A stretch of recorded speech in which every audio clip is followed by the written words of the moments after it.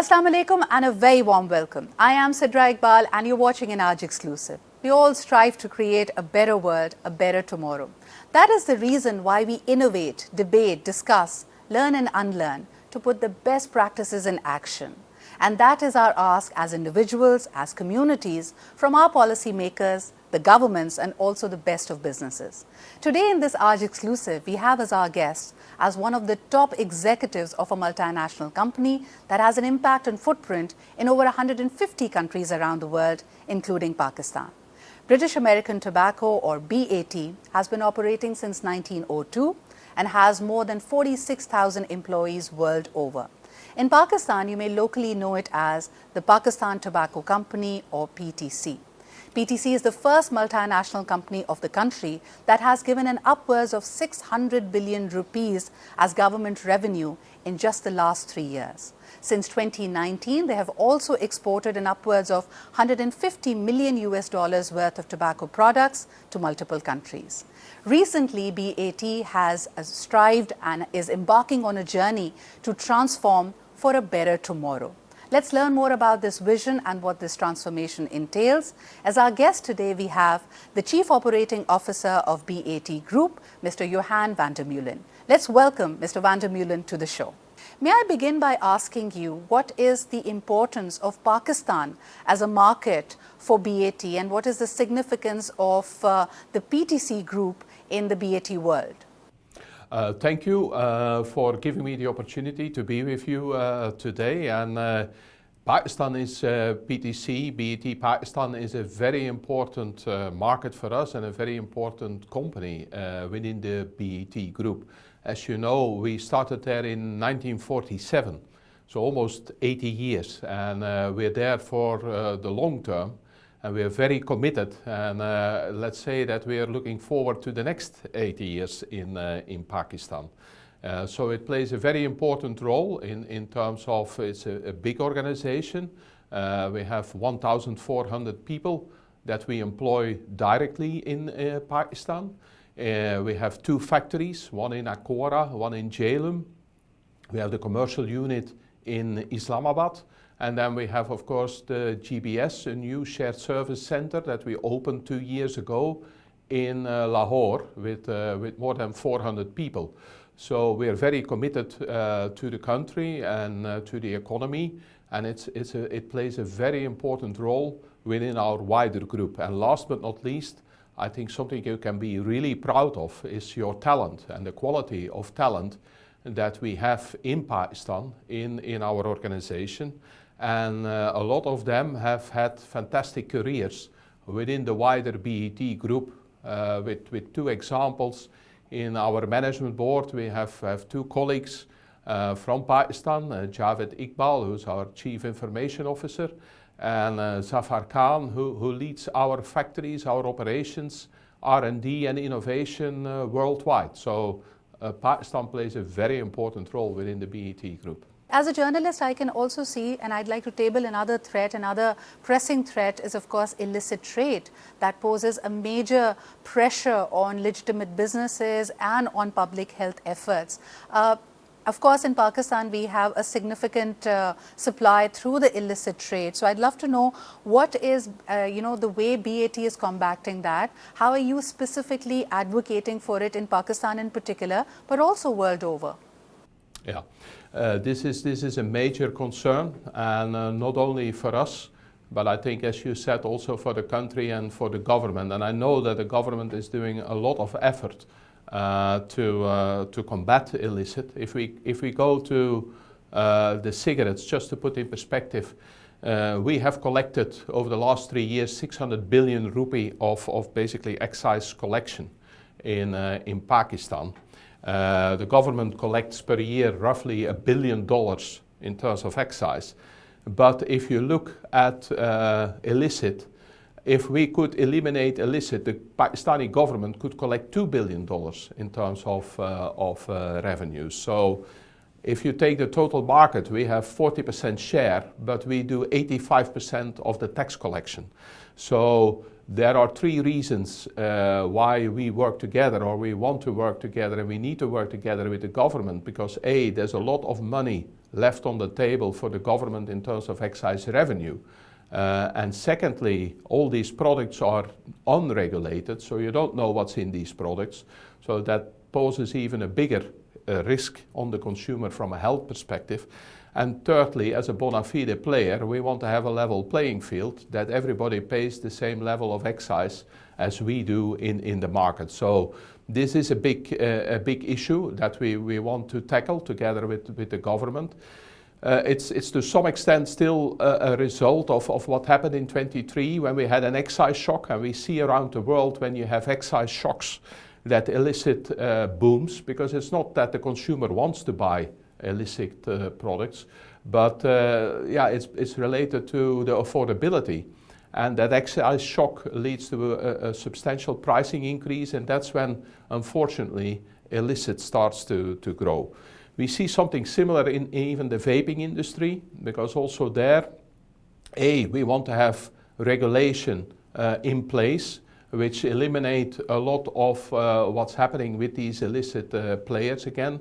And two, that also the level of excise reflects the risk profile of the product. So we advocate for substantially lower excise on vaping products than, for instance, on cigarettes.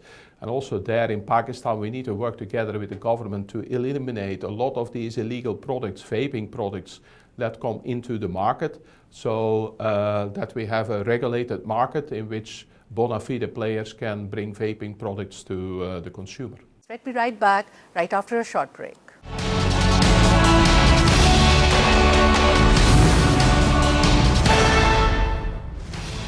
And welcome back after the break. You're watching an Aaj exclusive with me, Sidra Iqbal, and we are in conversation with Mr. Johan Vander Meulen, the Chief Operating Officer of BAT Group. Mr. Johan, please tell us that when we look at BAT, it traditionally operates in a very controversial industry that, of course, often raises debates around public health. But I do know that the BAT Group has now embarked on a Better Tomorrow initiative. Please tell us a little bit more about that. How important is it for BAT, and how will it entail to BAT's transformation? Yeah, this is a very important subject for us. So we articulated our strategy going forward that we want to create a smokeless world.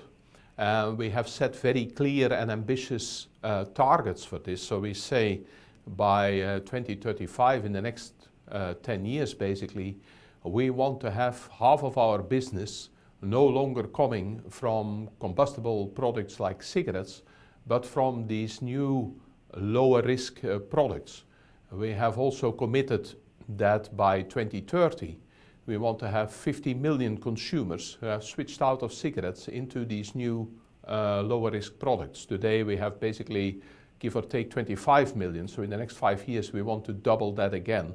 And I think we are very clear on this because of, as you said, the controversial nature of our products, that finally we have now found basically innovations which can help us to reduce the risk impact of our products to our consumers, that we will encourage them to switch to these lower risk products. We're very committed to this. This is our corporate strategy. That's why we want to create a better tomorrow for society, for our consumers, and for our company. So finally, through innovation and through these breakthroughs, we have now alternatives where we can deliver the nicotine without having to burn the tobacco. So as they say, the best alternative is, of course, to quit, but when you can't, you have products which are less harmful, and of course ties in brilliantly to your vision of tobacco harm reduction. But building into, again, building on that discussion of the smokeless products, how does that apply to Pakistan, and how do you see that being put in action about raising awareness, getting people to switch? What's the strategy around that? Yeah, so we are very committed to that. We have launched Velo as a modern oral product in Pakistan, which basically is a product that contains nicotine, so still addictive, but doesn't contain any tobacco anymore. It's basically an organic material where we add nicotine, pharma-grade nicotine, and flavors which are used in the food industry. It's no longer inhaled. This is a very, very effective product that we offer to the consumers for those who want to continue to use nicotine products and cannot stop. So we encourage consumers to switch. I think we have done that very successfully. We started in 2019 with Velo in Pakistan.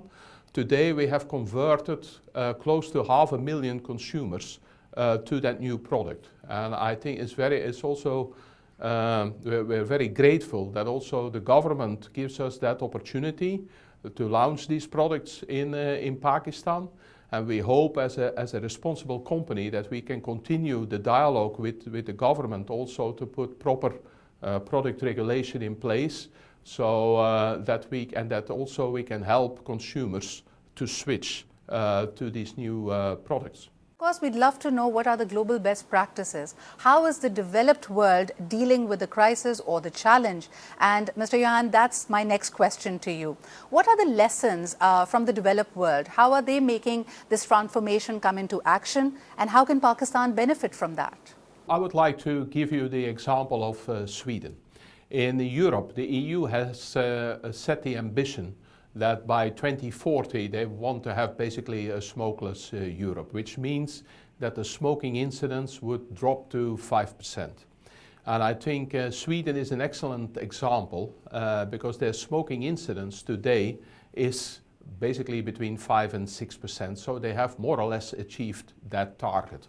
Now, if we go back in history, 20 years ago, the smoking incidence was between 20 and 25%.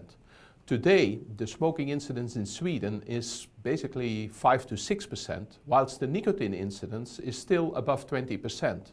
So a lot of consumers have made that switch away from cigarettes into vaping or into heated tobacco products, but most importantly, like in Pakistan, into basically oral products like Velo. And now, if we look at the science, and that's very important, and this is not only our science, but also external science, is starting to prove that these products are much less harmful than the combustible products like cigarettes. But also if we look at the diseases which are in general related to smoking, like for instance lung cancer, then we see that the rates of lung cancer in Sweden are less than half of the lung cancer rates in other European countries. So I think this is a phenomenal achievement. And we have seen studies, external studies, that basically say if you would adopt the Swedish regulatory framework in terms of how to encourage consumers to switch from smoking to these new product categories, that we can save in Europe in the next 10 years almost 3.5 million lives. So if you would adopt that to Pakistan, we could have similar policies where we can help consumers to switch away from cigarettes. We can also save more than 1 million lives if we can achieve that. So I think these are very good examples on how we can put regulation in place in terms of product regulation, in terms of marketing regulation, that and secondly also that we can as a government convince consumers to switch. I think then we can achieve enormous results in terms of the health impact that our products will have on society. But Mr. Johan, do you believe that the pocket size or the purchasing power of the consumers may be a hurdle or a challenge in putting this plan into action, specifically in Pakistan? Yeah, that's a good question because we have 3 platforms as we speak with a lower risk profile. The first one is heated tobacco with our brand Glow. But here we are dependent on electronic devices, so which can be a burden from a purchasing power perspective. The second one is vaping. In vaping we don't use tobacco anymore. We basically use propylene glycol and glycerol, where we add food flavors, we add pharma-grade nicotine, You still inhale, again, reduced risk product, but again, we are talking about basically an electronic device that you need. But the beauty with the third platform is modern oral, like Velo in Pakistan. You don't need a device, you don't need the electronics, and I think you get the kick and the satisfaction of the nicotine. It doesn't go through the lungs anymore. And I think if you look from a purchasing point of view, it's very comparable to a pack of cigarettes. So that should not be a burden to help consumers to switch. And I think that's, part of the campaign, part of the effort will also have to include generating awareness and increasing people's understanding of the matter. We are going to take a short break here, but resume on all the other efforts that BAT has committed to make the world a better place. Let's be right back, right after a short break.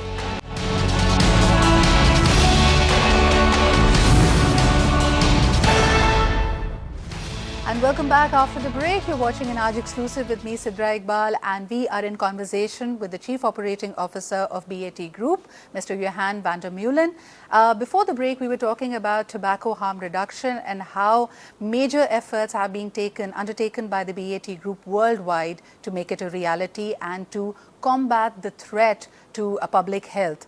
But let's take a different route now. During the COVID years, when the world came to a standstill, the BAT Group decided to diversify, and I'm very happy to also share with our viewers that a global business solutions hub was launched in Lahore. And in the last 2 years alone, through their value-added services, they have earned about a forex inflow of $22 million and have created a total of 500 plus jobs since its inception. Mr. Johan, please tell us a little more about that. How are these efforts actually supporting BAT's long-term vision and role for Pakistan and the region? Yeah, we're very proud of that achievement because, as I said, we're in Pakistan for the long term. So we're there since 1947, and we're very happy to embark on the next 80 years. And one of the things that we have set up in Lahore is indeed our shared service center. And we had that opportunity because, most importantly, the talent is fantastic in Pakistan. Just to put in perspective, every year there are 15,000 young people who graduate from university who want to join PTC in Pakistan, which is phenomenal. And if that talent is available, we had the opportunity to set up that shared service center in Pakistan, in Lahore. It's generating foreign currency inflow into the country, which is, I think, important to the country, which is important to us. And you can actually double this if you also look at how much we export, both in terms of cigarettes, but also more importantly, Velo that we export out of the Jhelum factory into the wider world, into Japan, into Peru, into Hungary, into European destinations also in the Middle East. And we're very proud of that. So we're there committed to the long term for our investments into Pakistan. I believe efforts like these are truly harnessing the Pakistani potential, the Pakistani human capital potential, because there are many IT giants of the world that actually forecast the digital and the IT potential of Pakistan to be close to $60 billion. So I feel that this connects very well to that estimation and to that potential. But also, as I see the international businesses, they're focused heavily on sustainability measures. They realize that the business practices of the present times must evolve, must transform in order to save the environment and benefit not just the businesses, but have a positive impact on the communities and the environment at large. How is BAT and PTC committed to this, and what are some of the efforts being made in that regard? Yeah, so I think we don't often talk about this, but the biggest impact we can have on society is first and foremost, of course, the health impact. That's why we're so committed to basically move consumers away from our cigarettes into these new category products. But besides that, to your question, in terms of the environmental aspect, we are very committed. By 2050, we want to be carbon neutral. by 2030 we want to halve our emissions. And I'm very proud to announce that if you look at our PTC factory in Jhelum, that this year we will be carbon neutral. So what have we done? We have installed the biggest amount of solar panels on a factory that we have in the group. We have installed a biomass boiler, and we also have done massive efforts in terms of recyclability of water and the usage of water in the plant. So this is a massive achievement, and we are very, very proud of that. And I think it's an example for other factories that we have around the world. It's the same in terms of, I told you about the electronic devices. So we are committed to remove the batteries so that we can recollect the batteries, that the batteries can be recycled. These are all commitments that we make in terms of basically environmental impact that we have on the society. In terms of another important aspect, you know that we work with 10,000 farmers in Pakistan. We're very proud of that. So it's an operation that goes basically from seed to smoke. But also here we have a big commitment, for instance, in terms of child labor. We don't want children to work on the farms. And we're very committed to that. We control that. We make sure that this doesn't happen. We want children to be in school. Also from a responsibility point of view, we do not want children to smoke or use nicotine products. So also there we're very committed as basically a responsible company to achieve these targets. Mr. Johan, these are all measures being taken by the PTC group as it directly relates to your operations and your customers and perhaps direct stakeholders like the agriculturist. But Pakistan happens to be one of the most vulnerable countries when it comes to climate impact and climate change. We've had the super floods back in 2022. Are there other larger, holistic, more integrated climate efforts or environmental efforts that PTC will be backing in the country? Yes, I give you one more example. We plant every year more than 2.5 million trees in Pakistan alone. So this is a massive environmental commitment also that we make in terms of our investment, in terms of taking care of climate change. And as I said, we have this great achievement in Jhelum, which is an example for many other factories, also other factories that we have around the group, and also the reduction of single-use plastic. So all these things we are very committed to as a responsible company, also in terms of our long-term commitment to make the planet and also Pakistan a better place to live, and that we are less vulnerable to these massive impacts that you just described, like the flooding, which was terrible, and that we can avoid this in the future. Mr. Johan, as a regular speaker at business schools and interacting with the academia and the student community in Pakistan, I must share that in several of the studies, PTC has come out to be one of the preferred employers. And every time I've visited or met the team, I've met many bright people that you've also identified have done well within the BAT group worldwide. But I must ask you, what are some of the efforts that are being made as a policy, as a human capital policy at PTC and at BAT to make the workforce more diverse, the workplace to be more equitable, and to mainstream the genders? Yes, so we're very committed to that diversity aspect, and I think Pakistan and Pakistan talent plays an important role in that. But also in terms of gender diversity, if you look at female representation in management roles globally, we are today at 42%. We want to achieve 45%.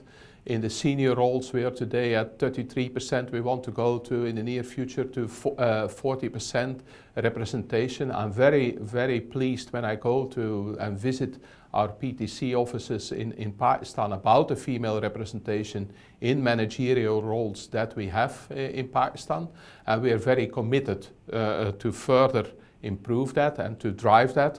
And as I said, that the talent base is phenomenal in Pakistan, and I'm very proud. I have in my team as COO, so I manage the markets with 3 regions, 3 regional directors.